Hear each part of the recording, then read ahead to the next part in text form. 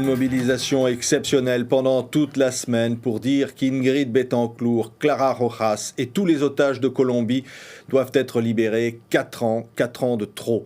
Renaud est avec nous, Renaud, et avec tous les artistes à mobiliser pendant toute cette semaine. On va revenir sur les grands moments. Avec nous, Raphaël Mezrahi aussi, qui a été de tous ces combats. On a véritablement l'impression, Renaud, on va voir des images, notamment le jour anniversaire, le 4e de la détention d'Ingrid Betancourt au Pont des Arts, lorsque sa famille s'est réunie. Eh bien, on a l'impression qu'il y a une vraie mobilisation aujourd'hui. La famille, les militants, anonymes, Marek Alter, des personnalités, beaucoup de médias qui étaient là pour jeter dans la Seine 5000 roses de Colombie qui symbolisaient les pétales dispersés pour symboliser les 5000 otages en Colombie. 1500 aux mains des FARC et d'autres aux mains de différentes guérillas, factions, bandits mafieux, groupes paramilitaires d'extrême droite ou de marxistes, de l'ELN. Voilà. Et parmi eux, certains otages depuis 8 ans, 400 enfants otages parmi eux, et parmi eux, Ingrid Betancourt et Clara Rojas qui sont depuis 4 ans, qui entament leur 5e année de détention dans la jungle. Pour cause de défense de la démocratie. Lorsque tu le seras, 3 années dans la jungle, du côté bâillonné. Et cette chanson, Renaud, donc, qui symbolise le combat dans la jungle. Les artistes sont là. Merci Raphaël Mezrahi d'être avec nous. Mais merci à vous de nous inviter surtout. Qu'est-ce qui donne envie vraiment de dire on va y croire jusqu'au bout? Écoutez, tant qu'on est vivant, tant qu'on est... on y croit, c'est la mobilisation, puis voir qu'il y a autant de personnes qui se mobilisent de plus en plus, nous, ça nous donne espoir, on est de plus en plus confiants que les médias nous invitent, qu'on en parle, que ça... Vous voyez ce que je veux dire? Et peut-être qu'un jour, peut-être qu'à un moment donné... Ingrid va peut-être avoir un message, c'est peut-être que l'information va passer. Soit on fait rien et puis on attend que ça se passe et puis on attend que les FARC, soit on fait et peut-être que... Voilà, c'est pour ça qu'on est là, parce que nous on croit, nous on est des forcenés, quoi. On est des forcenés de la liberté, on veut y croire, on est là à chaque instant, quoi. Lundi, il y avait un moment émouvant avec vous, Raphaël Mezrahi, avec Renaud, avec tant d'autres, avec tous les humoristes au Bataclan. Regardez. J'avais 13 ans quand ma mère a été enlevée, et là, maintenant, j'ai 17. Mais je vois toujours qu'il y a des gens ici qui veulent bien nous aider, et je leur remercie vraiment de tout mon cœur. Merci, continuez, vous arrêtez pas, s'il vous plaît, on a besoin de vous. Message reçu par les humoristes qui vont se succéder sur la scène, avec notamment l'humour noir d'Elie Semoun et la vision décapante que livre Anne Roumanoff de l'actualité. Et il nous avait dit que l'euro, ça changerait rien, c'est vrai. Le pain coûtait 2 francs, il coûte 2 euros. Le rire contre le chagrin, c'est l'antidote proposé par cette brochette de comédiens, dans l'espoir que ce message soit entendu d'une manière ou d'une autre par Ingrid Betancourt et par ses compagnons d'infortune.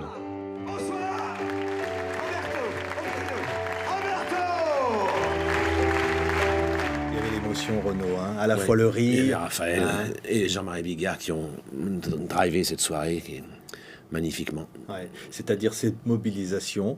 Évidemment, on a vu il y a quelques instants le Pont des Arts, le Bataclan cette semaine. Il y a eu aussi une rencontre politique avec le ministre français des Affaires étrangères. Vous l'avez rencontré mercredi avec la famille. Exprimer une fois de plus son soutien de la France dans cette désir de voir aboutir la signature des accords humanitaires entre les deux factions, les deux personnes, les deux entités qui détiennent la solution de la libération de tous ces otages, d'Ingrid et les autres. C'est le gouvernement ouribé en Colombie et les rebelles FARC. Et la diplomatie française est très engagée, très déterminée, avec la Suisse et l'Espagne, à servir d'intermédiaire pour que cette négociation se fasse et que cet accord humanitaire se signe. Et M. le ministre Douste Blazy a rappelé la volonté de la France de faire aboutir ce dossier pour enfin obtenir la libération des 60 otages politiques et accessoirement de tous les otages en Colombie. On espérait une preuve de vie d'Ingrid. Une cassette, on nous avait parlé d'une possibilité de l'entendre et de la voir. 2 ans et demi après, on n'a pas pour l'instant de preuve de vie. Malgré une annonce, il y a une 8aine de jours des FARC qui prétendaient, à l'occasion du 4e anniversaire, amener une preuve de vie comme geste de bonne volonté, de bonne volonté simplement. Et voilà, ces gens sont pas des gens de parole, sont des gens de... Voilà, on peut pas croire en eux, quoi. Ouais.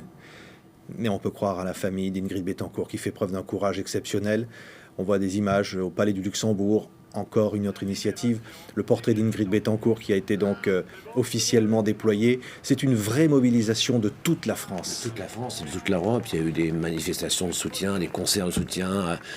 Non seulement, d'abord, essentiellement, ce qui est important, c'est qu'il y en a eu à Bogota, sur la place Bolivar, avec 50 000 personnes qui enfin se sentent sensibilisées par le sort et d'Ingrid Betancourt et de leurs compatriotes, les 5 000 otages en Colombie.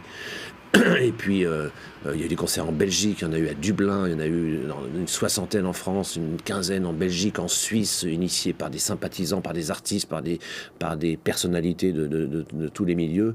Il y a eu, en France, on a associé les sportifs aux manifestations hier soir, avant-hier soir. Avant-hier soir, ça a été donc...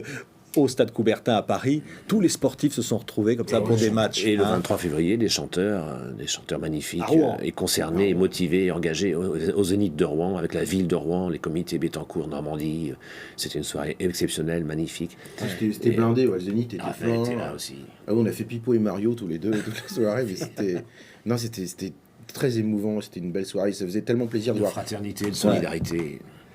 Autant de gens avec un cœur comme ça, c'est bien de savoir que ça existe. Quand on voit toutes les ignominies. Florence Omna nous a rappelé qu'aucune prison n'était assez hermétique ou étanche pour que, à un moment ou à un autre, passe à travers les murs le message que les prisonniers et les otages ne sont pas oubliés, que des gens se manifestent et sont solidaires partout dans le monde. Ouais. Et ce message de fraternité, évidemment, il est tellement fort qu'on va l'entendre. Raphaël Mesrahi et Renaud aussi a donné quasiment le coup d'envoi du match de rugby France-Italie. Et puis l'Olympique de Marseille en football est solidaire aussi, Renaud. Solidaire, dimanche soir, ce soir, au stade Vélodrome, aux couleurs d'Ingrid Betancourt, des otages en Colombie, solidarité, 40 000 supporters pour supporter leur match, mais pour supporter la liberté, la libération des otages.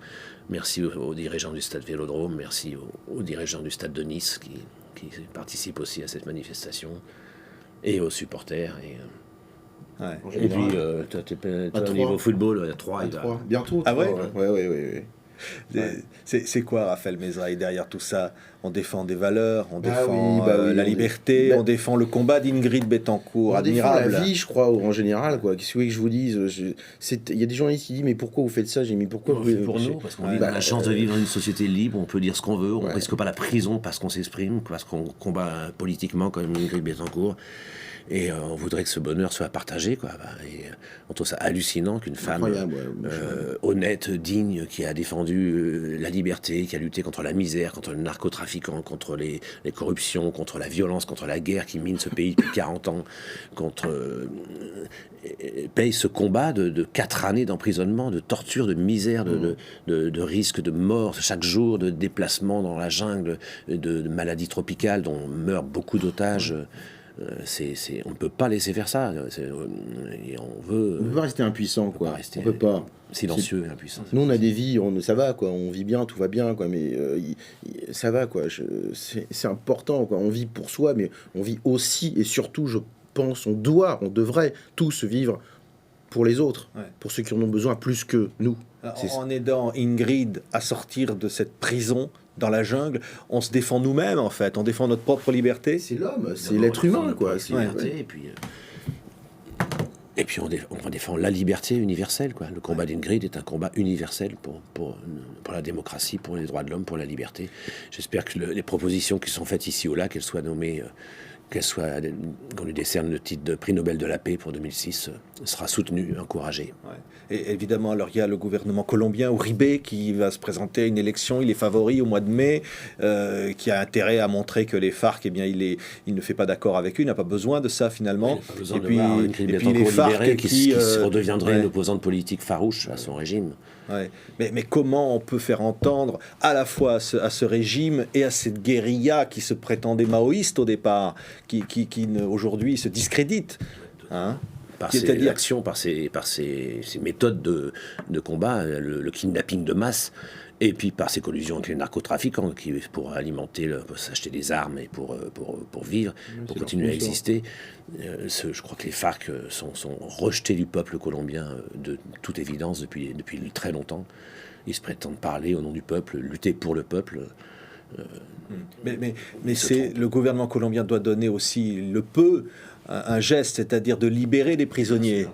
Imaginons que le président Uribe, qui se prétend démocrate, qu'il le prouve en faisant un bel acte de démocrate, qu'il libère unilatéralement, sans condition, à la veille des élections, demain, aujourd'hui, les 500 guérilleros des FARC qui sont détenus dans ces prisons, que réclament les FARC comme préambule à toute négociation ou comme monnaie d'échange pour libérer les otages. Les FARC n'auront plus aucune raison, même ni de réclamer des territoires démilitarisés pour négocier des accords humanitaires qui dureraient des semaines ou des mois. Les FARC seraient au pied du mur, obligés de libérer les otages. Au moins les otages politiques, les 60 otages politiques qui détiennent et les 1500 otages anonymes qui détiennent. Ils seraient, voilà. Alors, si Uribe veut vraiment la libération de ces otages, d'Ingrid Betancourt, comme il le prétend, et qu'il fasse ce geste. Et que voilà, et les FARC n'auront plus aucun argument à avancer. On ne va jamais arrêter de se battre tant que Ingrid et les autres ne seront pas libres. Raphaël Mesrahi. C'est vrai, Ingrid et puis toutes les corruptions dans le monde, parce que là on parle de la Colombie, mais nous, ce qui nous touche, Renaud et moi, c'est toutes les injustices dans le monde. Je pense tant qu'on est là, tant qu'on est vivant et qu'on a la pêche, et ben voilà, on se battra. On écoute la chanson de Renaud en même temps qu'on va se quitter. Renaud. Si Uribe a libéré ses 500 guerrilleros, qui rejoignent la guérilla ou pas, qu'est-ce que ça changerait au cours de l'histoire de ce pays qui est en guerre depuis 40 ans, 17 000 combattants des FARC contre le régime depuis 40 ans, 500 guerrilleros de plus ou de moins avec les FARC, ça ne change rien à cette guerre. Merci. Libérez Ingrid Betancourt et les autres. C'est le message aujourd'hui. Monsieur Uribe, faites un geste. Messieurs des FARC, écoutez ce geste et libérez Ingrid Betancourt. C'est vous qui la détenez. Merci. En s'en prenant à toi, ils méprisent la vie et la femme que tu es. Au bout de leur fusil, la victoire est fanée. Nous t'attendons, Ingrid, et nous pensons à toi. Et nous ne serons libres que lorsque tu le seras. 3 années dans la jungle,